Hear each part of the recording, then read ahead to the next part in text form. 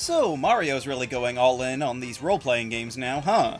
And that's great for the people that like them. I just hadn't really gotten a chance to play one of them until Origami King on the Switch, but I had always heard good things about all of them, especially the older Paper Mario games. But I'd say having so many is a bit of a problem. See, when they announced the Super Mario RPG remake, I got sort of intrigued. I mean, people wouldn't shut up about Geno online. However, if I'm honest, the main reason I was even considering investing in that game was because I thought, well, if they see people like the RPG game that started it all, then maybe one day they would think it's worthwhile to remake the original Paper Mario, and maybe even then as a pie-in-the-sky dream, the Thousand-Year Door, because that's the one that I was most eager to play and heard good things about. Well, just a few months later, they cut all of that off at the knees by simply announcing that they had a Thousand-Year Door remake ready to go right now. No need to wait, which was actually good for me, but not as much for them because I was legitimately deliberating on whether or not to buy 2 whole games just at a chance for them to think making a third one would be a good idea.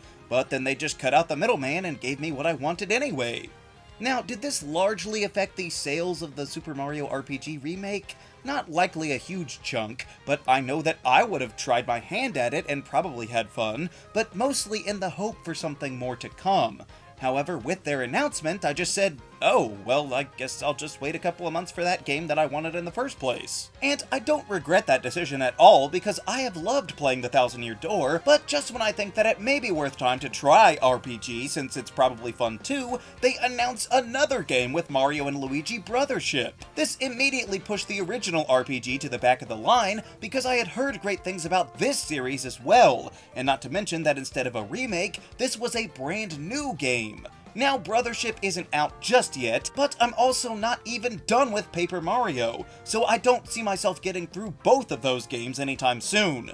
Meaning that even if I wanted to buy all 3, I couldn't possibly play them in a reasonable time frame, no matter what some people might say. 6 months might be enough to play through a rich RPG if that's all you're doing, but when you only have an hour or 2 to spare, that time can slip away real quick, especially if you're wanting to dive into the detail of these worlds like they deserve for the people that haven't played the games before and are just now jumping in with the remakes. So having 3 extremely similar games within a year is a little much, especially when you consider how long we've had the Switch. It's been going 7 years strong, so could we not have spread these RPGs across a longer period of time? I mean, we got the Mario and Rabbids games on top of the Switch's original Paper Mario, but those were at least 2 or 3 years apart, and now we're matching that number over the previous 6 years within the span of 1. You gotta admit that even if you love the genre, that's a little bit of an overload.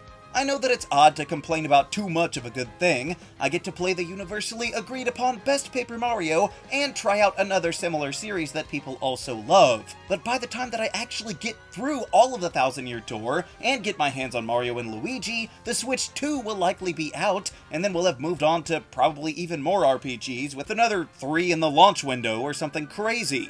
I do have some appreciation for the fact that they did have such confidence in these games to put out so many at once, but the fact that this is the one time that they didn't slowly roll out their properties means that they did lose a potential customer. I'm not saying that I'll never play Super Mario RPG, but all of the incentive that I had to prioritize it has evaporated. I'd even be more tempted to pay for N64 Online to get the first Paper Mario, but I'm still not gonna bother doing that when there are 2 shiny new versions to play. So yes, it's great to have such an emphasis on Mario RPGs and being able to pick the ones that you want, but the sudden and rapid oversaturation might just cause burnout before some people ever even tried any of these games, just because they can't go more than a few months without one being shoved down their throats. I'm not saying that we shouldn't have every kind of Mario RPG that's ever been on the Switch, but don't be surprised when they're not all growing in sales, since they'll likely undercut each other a bit. Because, at least from personal experience, they already have. Do you think the overabundance of Mario RPGs has been a detriment, or are you just drinking in the embarrassment of riches? Let me know down in the comments, and they've probably already announced another new game by now. Great.